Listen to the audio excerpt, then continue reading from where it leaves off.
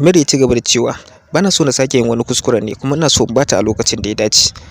Ok to shikenan Dabbir. Ita kuma Zaira sai ta juya cikin farin ciki tana ta zagayawa ta je ta ajiye fulawan da ke hannunta tana cewa wayyo a ni so wannan zoba a ni so wa wannan da gaske nake yi ne ko mun farki kai me yake faɗa ne haka ita kadai ta rikice ta je ta ajiye fulawa da ke hannunta sai ka Aisha ta zo ta Aisha tana zo ta ce a dai Zaira me yasa miki ta ce mata a lafiya kalau rabu raina ta ce ok to shikenan ki zo mu sha kofi wani a falo tare da mama in kina so ta ce eh zan zo ni bana ajiye wani a cikin ɗaki ta ce to shikenan sai kin zo ta shiga ɗakin ita kadai ta zo ta ajiye fulawa ta kasa zaune ta kasa tsaye in ta zagaya nan ta ce wayyo wai me ne je yake cewa a'a Laila gaskiya take yi kenan yana sona a'a ta ƙara tashi ta ƙara zagayowa ta samu waje ta zauna ta ce to yanzu idan ya faɗa mun yana sona to ni kuma me zan ce masa me ya kamata da ce masa ita kaɗai ta ƙara tashi tana zagayawa sai ganin Asiya ta shigo ta ce Zaira ta yi sauri ta je wajen ta ce Asiya zo wajen Zaira take nuna mata ta ce Zaira kin kalli zoben da uncle ina ya siya mu ta kalli zoben ta ce kai amma zoben nan yana da matukar kyau ta ce ya ke gan shi yana da kyau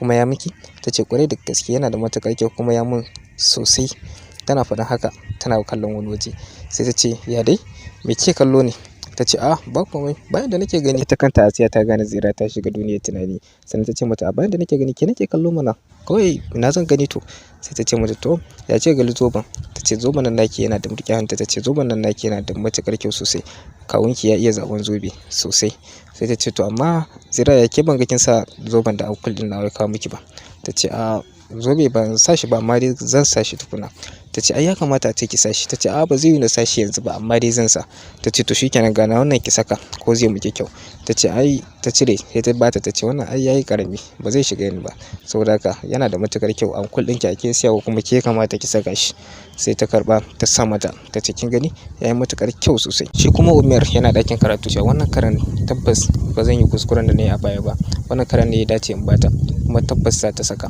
shi kadai yana faɗin haka ita kuma Asiya ta jawo Zaira jikin durowa tana ce mata ta ɗauko zoman ta gwada zai yi kyau sosai tana cewa a'a za ta sa tukuna ba yanzu ba za ta sa tana cewa ita dai sai ta sa zoman da ankul nan ya kawo mata suna cikin haka kenan sai ga Umar in ya shigo Umar yana shigo ta ce yau ga ankul din ma ya zo shi sai ya zo shi ya ce a dai Asiya za ta yi magana kenan sai Zaira ta rufe mata baki ta ce a'a mu je dama mamanki bata kalli zoben nan ba ko to mu je ki nuna mata zoben da ankul ɗin ke siya miki na san za ta yi mata karfin ciki sosai Umar ya ce amma kuma kamar tana so ta ce wani abu ne zai ce ta ce a ba shi da wani muhimmanci gaba ta kawai ta je suka wuf suka fice suka bar shi da Umar ya zo tsaya ya bude durowa ya dauko zoben ya bude yana kallo yana cewa tabbas wannan lokaci yayi da ya kamata ki saka wannan zoben sai ya rufe zoben sannan ya sa shi a jihori rigarsa shi da mamu zai yake zaune a falo inda take nuna mata abu a waya sai ga nan Jibril ta shigo da saurinta ta ce amarya ta kina nan ne ta ce mata mama anti ina nan sai ta zauna suka gaisa da mamu zayin sai take ce musu yau dama na zo zan nuna muku wani abu ne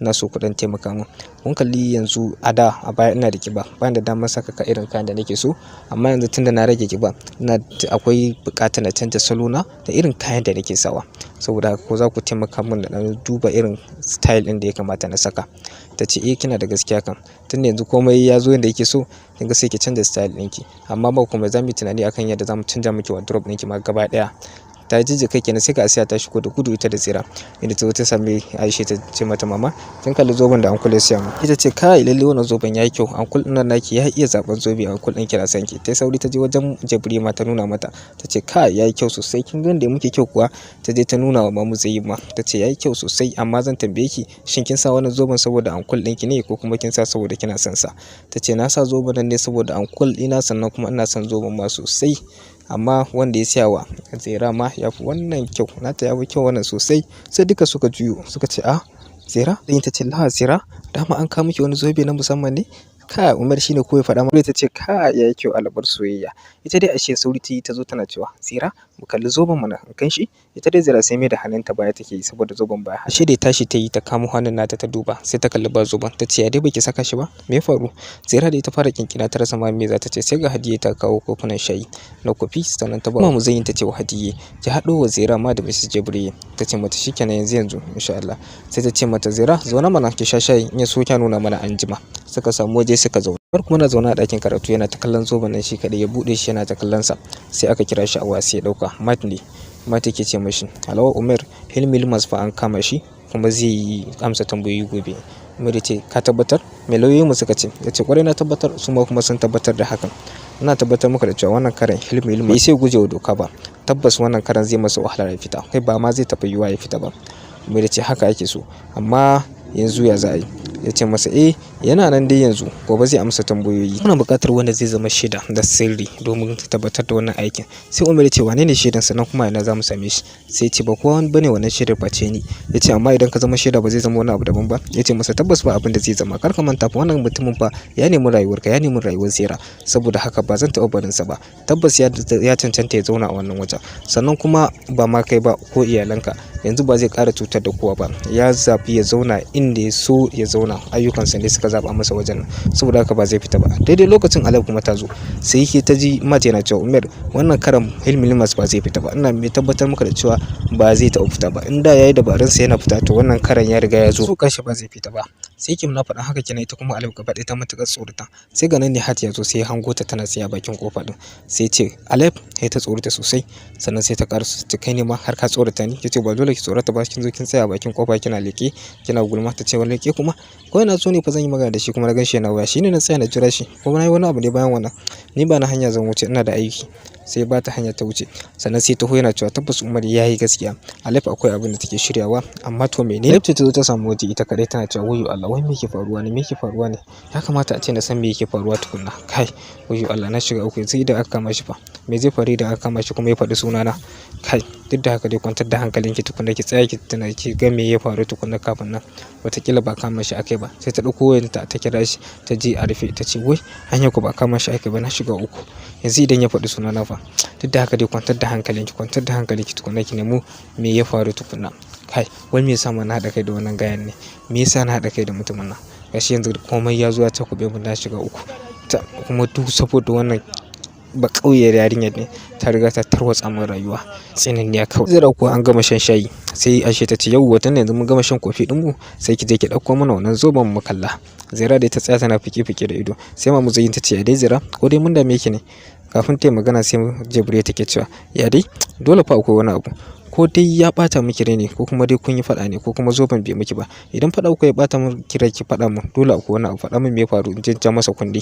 Zira ta ce a'a, ita ce haka ne wai da matsala su. Zira ta ce a'a ba fa haka bane, kawai dai zoben dai ya so mu kuma ya dan mun girma, shi yasa. Amma duk da haka idan kuna so ku ganshi sai in dauko nuna muku. Sai ta ce dauko a nuna mana din, hakan ma a dauko a nuna mana, dan ni yanzu gaba da ruɗa nake, yana ne so zobe. Ta ce dauko mana kawai. Zira dai ta tashi take ba kwari tana tafiya. Sai shi ta kuma Jibril take cewa irin wannan kyakkyawan mata ta so san me ta masa, ya san lokacin da zai je ya so ne ma, suna dariya tana masha Allah. Sai dai Zira ta taho a hankali ta shiga daki, sauri za ta yi ta bude drawer kenan, sai ta tsaya ta ce kai akwai matsala fa. To yanzu zoben da nake karba na faɗin maganganu kala a kansa, yanzu kuma in dauka in je ina nuna musu, kuma na san tabbas sai ya sani idan na nuna musu, to ya abin zai zama kenan. Kai gaskiya bai kamata ya zama haka ba. To ta ma zan je ni ma in dauka nake karban zoben kuma in sa a hannuna kuma in je ni?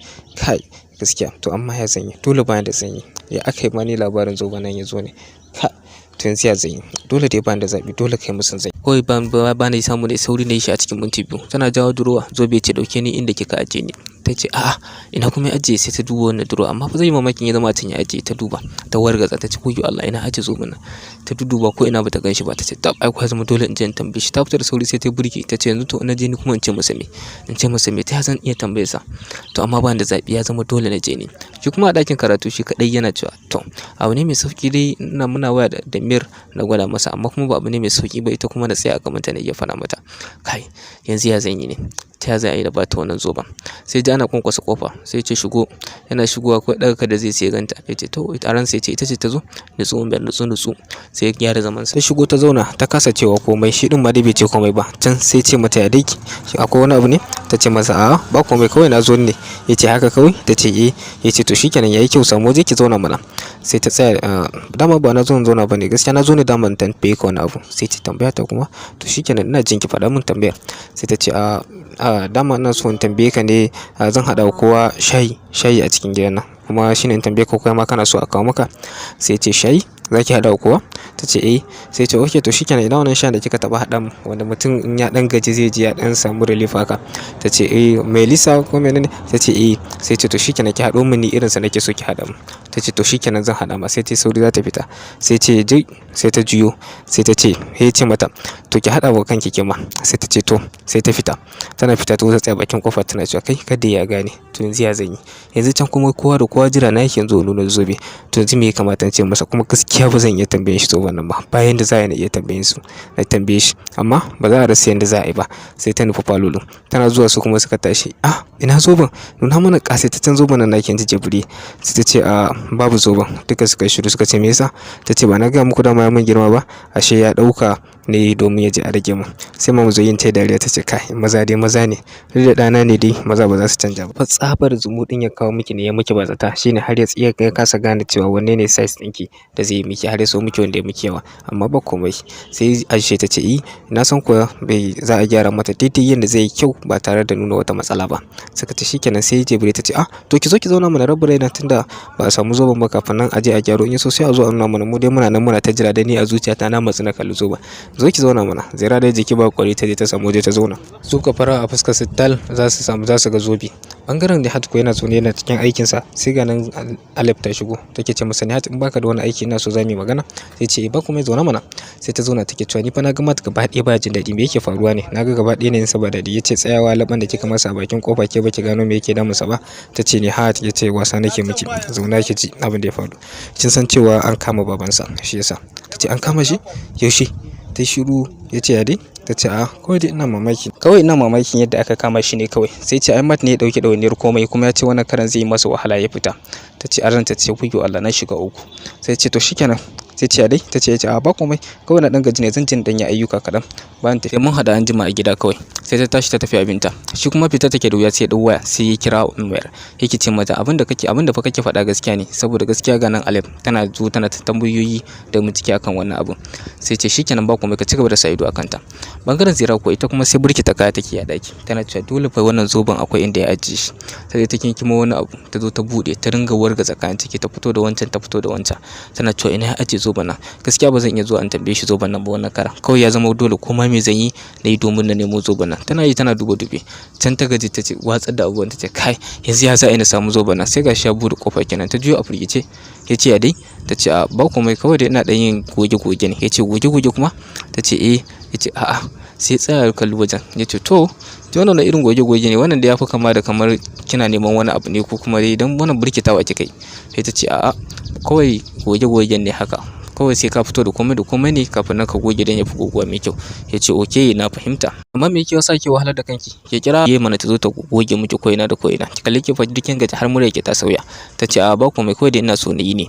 Ya ce okay to shikenan, ya batun shayi nawa? Ta ce shayi wani shayi? Ya ce shayin da kika ce zaki haɗu mana. Ta ce wallahi gaba ɗaya na manta ne, amma yanzu ba in je na haɗo maka. Sai ya ce mata bari kawai ba komai, ba sai kin damu kanki ba, ai yanzu an kusa cin abinci, in ya so bayan an ci abinci sai mu sha kawai shayi. Ta ce to shikenan. Yana mata wani irin kallo cike da rashin yadda, haka dai ya juya ya fita ya bata a cikin ɗakin. Ta cigaba da tattara kaya. Yayi Umar da Nihat zauna a falo suna tattaunawa, sai suka samu waje suka zauna. Sai Umar yake cewa tabbas kai kuma tukar kokari Mat, bana tunanin cewa yanzu Hilmi ma sai ya fita daga cikin wannan abun. Sai Nihat ya ce kwarai ko ni ma ina tare da kai, tabbas cewa aikin yayi kyau sosai. Sai Mat ya ce insha Allah za mu zauna dai mu gani da mu da ku mu ga ya za ta kasance, amma Allah da kuma zai tafi daidai. Bade dubun Mat din da kyau ya ce masa ya dai Mat kana lafiya kuwa? Ya ce masa lafiya to gashi nan dai, amma dai da zarar abin nan ya wuce to komai zai yi lafiya tukuna, idan na kalli komai ya tafi daidai.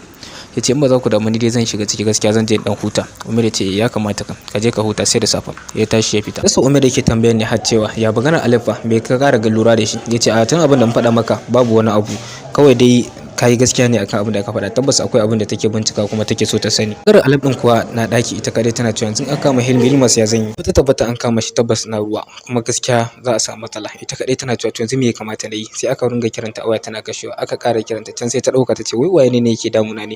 Kai din waye ne? Sai ce ina magana da Alif ne. Ta ce waye ne kai din, ko zan iya sanin ka?